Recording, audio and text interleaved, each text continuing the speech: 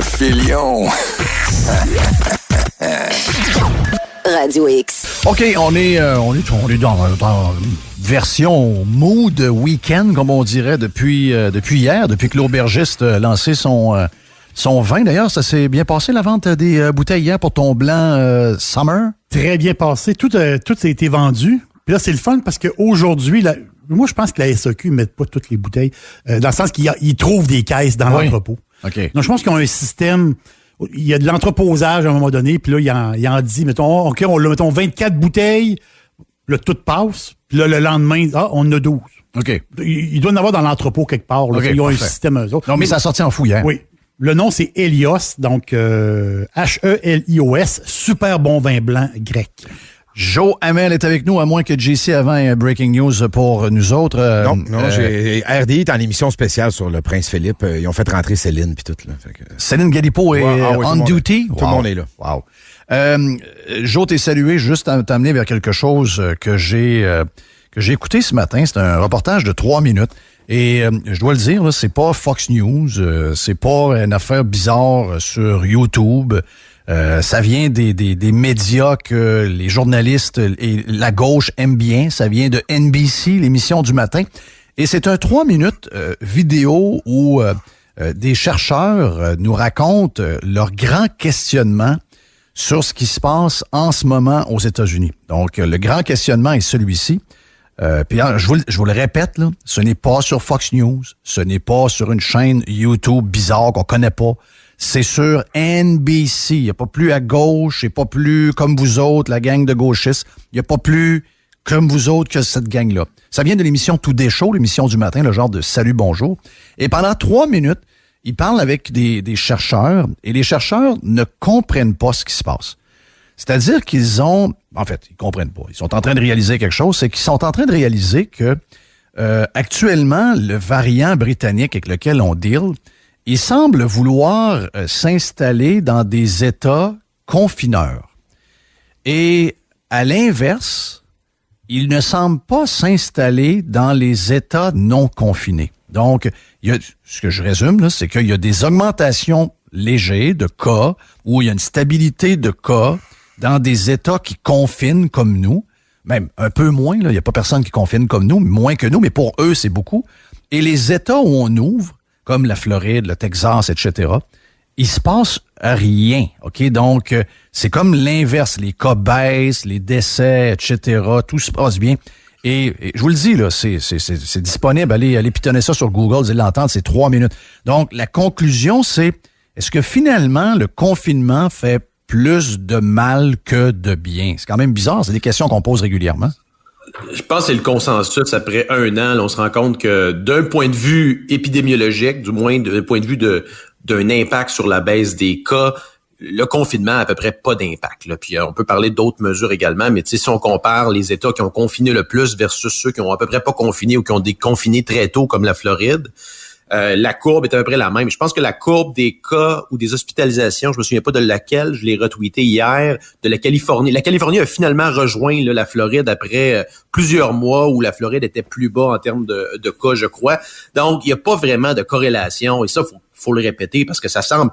On se fait dire qu'on est complotiste parce qu'on dit ça, mais encore une fois...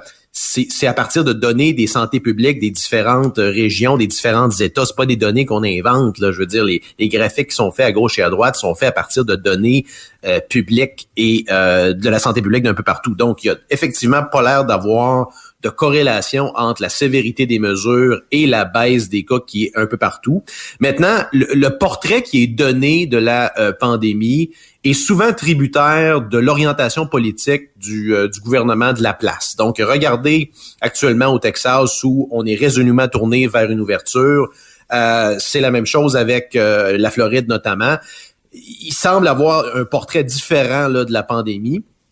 Et je te rappelle que oui, beaucoup mettent ça sur le dos de la vaccination, mais c'était déjà très très, très, très bien initiés. Ben garde, je vais te dire ce que j'ai eu comme discussion ce matin parce que j'ai demandé à quelqu'un qui a deux mains là-dedans, puis qui est plus qualifié que toi et moi, puis que par la majorité des auditeurs pour ce sujet-là.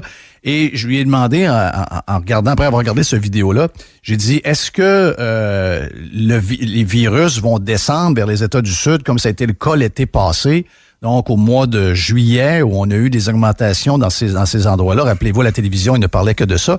Et est-ce qu'on est dans le longitude, latitude, et que tranquillement, pas vite, ces États-là vont se faire pogner? Il dit, écoute, on peut pas confirmer rien à ce temps-ci. On sait pas vraiment qu'est-ce qui peut se passer avec. On va faire affaire à quelque chose qu'on connaît plus ou moins. Mais il me dit, ce serait très, très, très surprenant. Oui, il m'a parlé de ce que tu viens de dire, il m'a parlé de la vaccination ultra rapide, mais il me dit aussi, regardons le nombre de cas totaux dans la dernière année. Donc, c'est-à-dire, c'est des gens qui se sont moins cachés et où il y a eu plus de cas de personnes donc qui ont contracté le virus, qui ont bâti eux-mêmes leur immunité naturelle.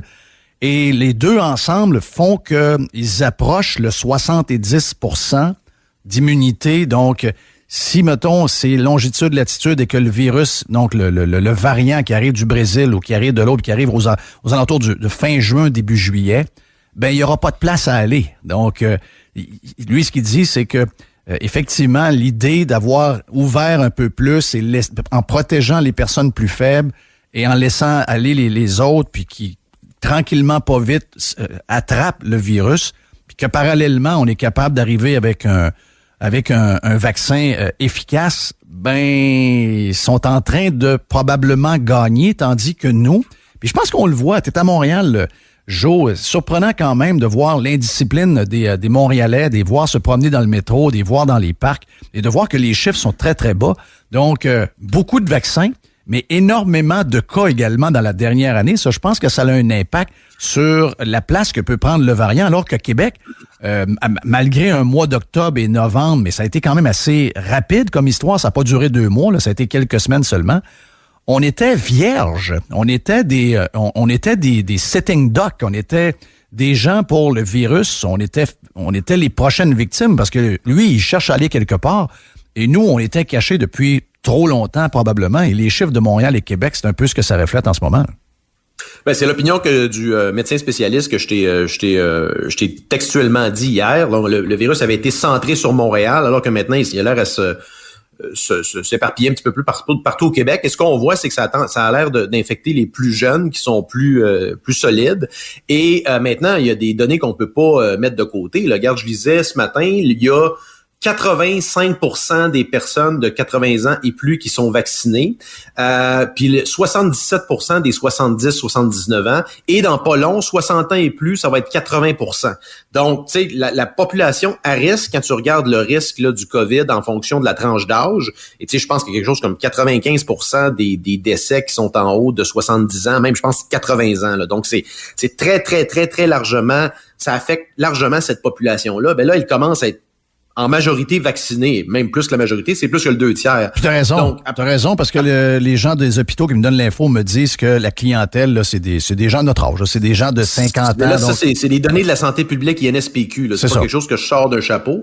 À partir du moment que ces gens-là sont vaccinés, ajoute à ça ce que tu viens de dire dans un sens où il y a eu non seulement les cas qui ont été détectés, mais il y en a, Jeff, il y en a probablement 10 fois plus, 20 fois plus que ça. Je te rappelle l'étude sérologique qui a été faite en Californie. On s'est rendu compte qu'il y avait 10 fois plus de cas qui avaient été non détectés. Donc, il y a des gens qui ont été porteurs, qui ont été probablement malades un petit peu de la COVID sans le savoir, puis qui sont en quelque sorte là immunisés aujourd'hui. Et donc, c'est pour ça que je te dis qu'il faut pas tomber dans le piège de se rabattre sur un seuil de vaccination qui va être établi par le gouvernement Legault, parce que ce seuil-là, il va toujours bouger. Et probablement qu'on va atteindre, là, ce qui va se passer aux États-Unis aussi, c'est qu'on va atteindre un plateau à un moment donné de vaccination. Là, à partir du moment que les gens plus âgés sont vaccinés et que les États réouvrent de toute façon, les gens, à un moment donné, ça va sortir de l'actualité. D'ailleurs, c'est déjà sorti de l'actualité dans plusieurs États. Là, c'est pas, il y a aucun État où t'as une conférence de presse quasiment tous les jours où tous les médias sont là-dessus. Le Québec est à peu près la seule État au monde, ou à peu près l'Ontario puis la France. Là, c'est vraiment comme le shithole du COVID dans le monde. Il y a personne d'autre qui est centré sur ça comme nous on l'est. Là. Donc, il y a définitivement une tangente, une direction qui est politique. il y a des intérêts entranchés qui veulent rester là-dedans. Ils veulent que ça demeure le sujet principal. Et tant qu'on va accepter que ça soit le cas, ben on va rester pogné là-dedans. Moi, je vous dis, leur plan, la stratégie, c'est de passer à travers la période critique qui est l'été. Et tu l'as dit tantôt, les gens commencent à ne pas écouter. Donc, s'ils sont placés devant le fait que les gens n'écoutent pas, mais que les cas demeurent relativement stables et surtout que les hospitalisations demeurent stables et que la vaccination est quand même bonne, mais ultimement va certainement plafonner avec les âges qui descendent, là, sont un peu fourrés. C'est la chose qui est arrivée. Je sais pas si tu avais vu la dame qui avait parlé à CNN, parce que c'était un peu échappé en disant... Là, on est un peu pris parce qu'il y a des États qui réouvrent, la vaccination n'est pas complétée. Exact. Puis là, ça détruit tout un peu notre histoire. Fait qu'on n'aura plus de... Elle s'est échappée. Oui, elle, ce qu'elle disait, c'est qu'il faut créer l'état de peur le plus longtemps possible pour pousser les gens à aller se faire vacciner. Sinon, si ça ouvre puis on voit que tout va bien, il y a beaucoup de jeunes qui iront pas. C'est un peu ce qu'elle a dit, là. C'est ça, parce que dans le fond, les régimes confineurs comme Legault et Doug Ford... Ils ne peuvent pas sortir de cette crise-là sans avoir fait des actions marquées que les gens vont comprendre. Là, c'est un peu pourquoi qu'on a encore des mesures, c'est que ils veulent qu'à la sortie de la crise, les gens réalisent ils ont fait telle chose, c'est pour ça qu'il n'y a plus de crise. Là. Alors que la plupart des choses qu'ils ont faites, ça l'a exacerbé. La panique qu'ils ont mis non seulement dans le réseau de la santé, mais dans la population, c'est ce qui a causé la majeure partie des décès. Là. Je te rappelle l'étude de l'IEDM qui rappelait que 6700 décès auraient pu être évités si on n'avait pas agi comme des hystériques là, dans le réseau de la santé, puis si on n'avait pas transféré des patients infectés des hôpitaux vers les CHSLD. Donc, la majeure partie de la crise provient de de l'improvisation premièrement du gouvernement, de réactions hystériques et de moves politiques qu'on veut faire pour démontrer qu'on fait quelque chose. C'est parce qu'il y a une bonne partie de la population qui demande qu'on fasse quelque chose. Oui. Il y a une partie qui veut avoir des coupables, il y a une partie qui veut avoir... ça prend quelque chose, ça prend un plan, puis que tu as raison, il y a bien des endroits où ça existe toujours. C'est un sujet, mais c'est pas le sujet. Nous, on est un peu... D'ailleurs, tu en parlais tantôt. Hier, on n'a pas trop compris qu'est-ce que c'était cette conférence-là. Moi, j'ai pas entendu. J'étais en réunion à ce moment-là, mais j'ai pris le résumé. Puis mon réflexe a été de dire, ben oui, mais il avait juste envoyé un tweet. On savait que jamais il allait nous remettre le 12. C'est des gens qui nous mentent toujours. À chaque fois qu'ils nous disent une date, à chaque fois qu'ils nous disent un plan, c'est jamais le plan qui va être. Pensez-vous que ma fille qui était à l'école au secondaire ce matin, j'ai demandé, j'ai dit, penses-tu que tu vas être de retour à l'école le 19? Elle dit, ben non. Elle dit, ils vont nous allonger de même jusqu'à la fin mai, mais ils vont nous le dire à petite semaine. Ouais, mais c'est ça qui va arriver, là. Donc, c'était pourquoi ce point de presse-là? Peut-être qu'il y a un bout que j'ai manqué, là. Je sais qu'il y a eu un bout très comique où on nous a fait croire que les gens des autres provinces appelaient le premier ministre savoir qu'est-ce que vous faites pour que ça aille si bien, là. C'est incroyable. Quel est le secret de votre recette? C'est ridiculisé sur Internet at large, là. Tout le monde rit de ça. Non, mais ces gens-là sont complètement sur une autre planète, là. Et en fait, ils peuvent se le permettre parce que, premièrement, il n'y a aucun journaliste qui les questionne. Et ça, c'est une bonne raison pourquoi on est encore dans cette crise-là. C'est qu'il n'y a pas les backstops nécessaires. Les journalistes demandaient 28 jours fermés hier. Pourquoi vous ne faites pas 28 jours fermés à grandeur du Québec? Et tu regardes, la majeure partie des partis de l'opposition de l'Assemblée nationale demandent plus de mesures ou des mesures différentes. Il y a personne qui demande une certaine réouverture. Et quand tu lis, tu sais, la loi sur la santé publique, ça a été fait dans un contexte où ceux qui ont écrit la loi pensaient qu'elle allait avoir, après un certain point, un certain débat. Donc, après quoi, je pense, après 30 jours, il faut que tu la renouvelles devant l'Assemblée nationale. Il faut que il y avait certainement, il pensait certainement qu'il allait avoir un questionnement des médias. Donc, alors, on se rend compte qu'à peu près tous les backstops potentiels à une exploitation de cette loi-là sont tombés. Là. Nos institutions, Jeff, je te rappelle, nos institutions ont failli. Oui. Pour moi, c'est une grande déception, là, une certaine naïveté par rapport à la société civile, aux médias, je te dirais, au processus établi de parlementarisme. Nos institutions ont failli. C'est ça le constat de la crise. Le modèle québécois a failli et nos institutions civiles ont failli aussi. Et on est dans un plein cauchemar. Là. Il y a pas de sortie de crise en vue. Là. Moi, je vous le rappelle, ils vont vous prendre 2 ans de votre vie. Là. Réaliser la seule sortie potentielle, c'est les élections de 2022 en octobre. Je te dirais qu'il y a une bonne nouvelle là, dans la maladie des cas. À un moment donné, il va falloir que ça finisse. faut regarder ce qui se passe dans les hôpitaux, puis il y a certainement des affaires là qu'on peut corriger, puis il faut savoir ce qui se passe dans les hôpitaux. Ce matin, moi, j'apprenais qu'il y a dans un hôpital important de Québec, on n'est pas capable de sortir les gens en convalescence parce qu'il y a comme un genre d'entre-deux avant de les sortir pour la maison, et il n'y a pas de personnel, ils n'ont pas de personne. Cet échec-là doit être jasé plus que ça, puis qu'est-ce qu'ils font pour régler? Ils en parlent très peu. Moi, hier, j'ai eu une cote intéressante. Moi, c'est la seule qui m'a intéressé hier. C'est celle-là où le go, puis je suis pas sûr que c'était dans le texte. D'après moi, les directeurs de com puis les spinners se sont grattés à la tête un peu. Là. Il t'allait dire, c'est moi, je l'ai la cote, ça dure 20 secondes. Il dit, si il y a des Québécois pas contents, il y en a un responsable, puis c'est moi. Je dis, tabarouette, c'est la première fois que j'entendais ça. On peut l'écouter. C'est important de préciser, la santé publique nous fait continuellement des recommandations, mais c'est important de le dire, en bout de ligne, c'est moi là, qui va décider. Donc, ce que je veux dire par là, c'est que je m'assume, là, si quelqu'un est pas content au Québec, ben il y a une personne à blâmer, c'est moi. Une cote à conserver. Oui, on s'en conserve. Ça va être utilisé en octobre 2022, je te le garantis, parce que ça va très mal vieillir, ça, là, Jeff. Là. Ceux qui misent sur le fait que moi, j'haïs pas ça. Non, moi, c'est la seule que j'ai aimé hier. Là. Moi, j'haïs pas ça, là, dans le sens que...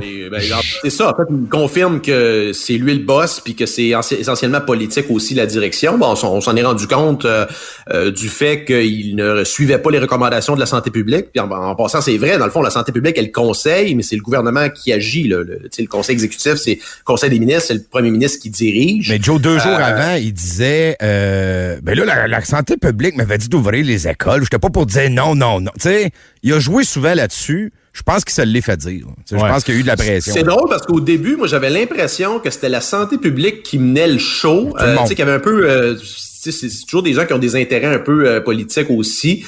Mais à un moment donné, on s'est rendu compte que ça a été un problème, d'ailleurs, que Arruda soit aussi populaire au début. Je pense qu'à un moment donné, les spineux de la CAQ se sont dit, là, ça marche pas que ce gars-là soit la figure dominante de la crise. Puis à un moment donné, quand le Legault a comme repris le lead avec Dubé, c'est là qu'ils ont commencé à plus écouter la santé publique, à imposer des mesures et à mettre leurs points sur la table, tu sais, d'un certain autoritarisme là, qui semble plaire à une partie de la population en passant. Donc, c'est pas anodin là, le chiffre qu'il y a eu où on a commencé à écouter moins, je pense, la santé publique. On parlait des journalistes tantôt. Moi, j'ai la question suivante. On voit le mood, qu'est-ce qu'ils veulent. Ça a lancé le mood pour les questions. Et ça, c'est un des gros problèmes. Oui, on a des gens qui veulent être confinés, il y a des gens qui veulent avoir... Il y a des... Tu sais, je veux dire, on sait le dire, là, pour beaucoup de monde, c'est une belle période. Ils sont à la maison, on travaille un peu moins, ils ont les mêmes revenus, etc. Les journalistes, eux, c'est un genre de spectacle dans lequel ils sont impliqués, ils veulent pas que ça finisse. Mais là, ça peut pas être plus clair que ça. Là. On va débuter avec Jacques Bissonnet de Radio-Canada. Messieurs, bonjour. Monsieur Legault, vous dites que les prochaines semaines vont être critiques. Les cas augmentent partout. Dans certaines régions, là, même à Montréal, ça va mieux, à Laval aussi, mais les cas augmentent quand même. Pourquoi pas donner le grand coup? Pourquoi pas faire comme en Ontario, 28 jours, puis on règle le problème, on en vient à bout de ce virus-là? Est-ce que cette solution-là a été envisagée? Bon, d'abord, je veux préciser, là, puis je parle souvent avec Doug Ford, nos mesures sont plus sévères ici qu'en Ontario. C'est le concours des mesures les plus sévères. Non, écoute, ça, les juridictions se relancent. Il y a probablement une espèce de compétition là, de dire, ça crée un contexte aussi où on peut difficilement s'en sortir alors qu'on regarde pas ce qui se passe au sud. Je te rappelle, Jeff, New York, le Maine, New Hampshire, c'est pas sur un autre continent. Là, c'est mitoyen. Mais ça n'existe plus. Avec le Québec. Là. Moi, je suis obligé de te dire que ça n'existe plus. C'est plus des gens qu'on en. Pendant 4 ans, il y avait que des nouvelles des États-Unis. Même, je te dirais, dans les premiers 9-10 mois de la COVID, là, depuis 1 mois et demi, 2 mois, et on dirait que les États-Unis d'Amérique n'existent plus. Là. C'est la Mais là-dessus, c'est drôle. Je voyais mon ami hier, Gérald Filion, tweeter que pour contrer un peu la hausse du prix du bois, on voudrait cesser d'exporter un petit peu aux États-Unis pour garder le bois pour ici. Là, c'est drôle, j'ai remis une cote là, il y a quelques années où on dénonçait le protectionnisme de Donald Trump. C'est drôle comment le protectionnisme, ça nous favorise, on semble être en faveur. On a toujours été le même. Et quand c'est de l'autre bord, c'est un peu comme les sièges sociaux puis les contrats à l'étranger. Quand c'est Bombardier qui construit un train à l'étranger, on est content. Mais quand c'est un autre qui pogne le contrat ici, on déchire nos chemises. Quand il y a une acquisition, quand Couche-Tard veut faire des acquisitions à l'étranger, tout le monde applaudit. applaudit, mais quand c'est l'inverse, là, on perd nos fleurons. Tu sais, c'est toujours un peu hypocrite, là, leur point de vue. Super semaine, Joe. On se reparle la semaine prochaine. Garde, les gens ont apprécié t'entendre toute la semaine. Les gens peuvent suivre notre chum Jonathan. Vous allez sur Twitter, JAmel, pour le suivre. Puis on se reparle la semaine prochaine. Là-dessus, on fait une pause rapide. On revient dans un instant. Je pense qu'on a Pierre Couture après, ici même sur Radio X. Jeff Fillion. Radio X.